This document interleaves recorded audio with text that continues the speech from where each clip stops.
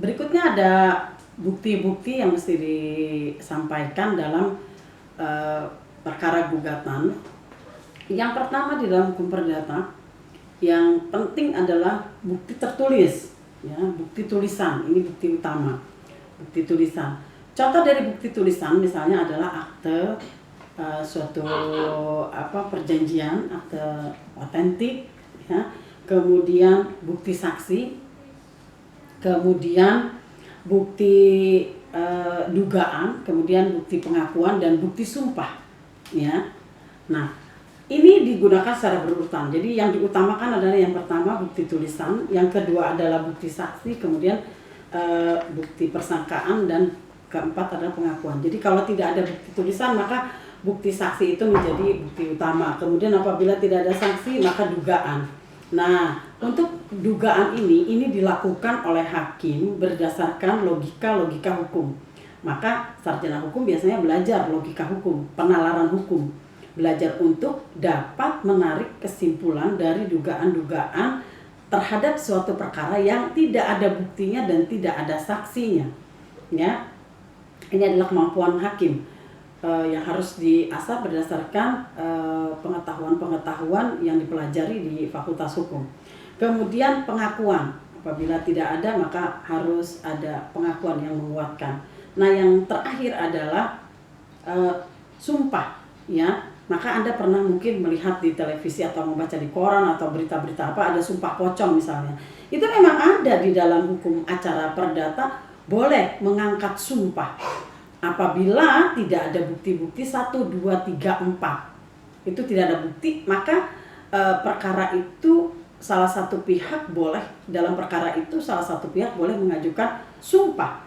Nah, di Indonesia itu ada sumpah pocong dan itu adalah bagian dari prosedur yang memang disediakan oleh pengadilan, ya, apabila tidak ada bukti-bukti lain atau adanya bukti tapi selalu disangkal oleh pihak yang digugat, maka dia berani untuk mengajukan karena dia tidak memiliki bukti apapun, maka dia bisa mengajukan bukti sumpah, ya.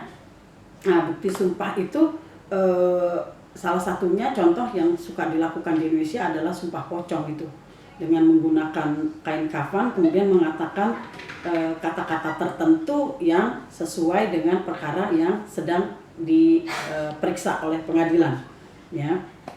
Nah, kemudian akte terdiri dari akte otentik dan akte bawah tangan. Ada akte otentik, artinya adalah bahwa ini bukti terkuat sebetulnya. Akte otentik itu dibuat di depan pejabat yang berwenang. Ya, misalnya akte tanah itu dibuat oleh PPAT atau oleh camat misalnya begitu. Kemudian akte kelahiran dibuat oleh catatan sipil. Akte pernikahan misalnya dibuat oleh KUA. Nah, itu adalah contoh-contoh akte otentik sebagai bukti utama pada hukum acara perdata. Kemudian akte di bawah tangan inilah adalah perjanjian yang dibuat oleh para pihak tanpa dihadiri oleh pejabat yang berwenang. Ya, itu contoh dari bukti tertulis, ya. Nah, dalam hukum acara perdata yang kaitannya dengan sengketa dapat juga dilakukan pemeriksaan tanpa kehadiran tergugat, ya, karena tergugat nggak pernah datang dalam pengadilan. Itu namanya pengadilan first step, ya, pengadilan tanpa kehadiran tergugat, ya. Nah, pihak tergugat itu mengajukan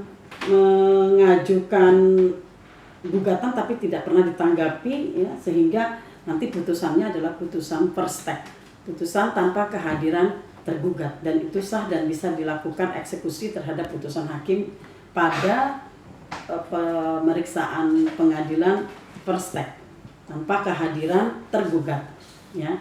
Hasil akhir dari pengadilan perdata adalah putusan, ya. Ada jenis putusannya adalah putusan deklaratoir atau putusan yang menguatkan terhadap hak-hak seseorang, ya. Kemudian yang kedua adalah putusan konstitutif, yaitu yang menimbulkan hukum baru, ya, membatalkan suatu perjanjian misalnya gitu, ya. Jadi ada satu keadaan atau status hukum tertentu berdasarkan putusan hakim itu. Kemudian ada putusan kondemnator, yaitu putusan penetapan hukum terhadap salah satu pihak, misalnya mengenakan ganti kerugian, pembebanan biaya perkara dan lain sebagainya. Itu adalah putusan kondemnator. Ada 3 jenis putusan. Untuk detailnya nanti Anda akan belajar lagi di dalam mata kuliah hukum acara perdata pada semester-semester berikutnya. Saya akhiri. Assalamualaikum warahmatullahi wabarakatuh.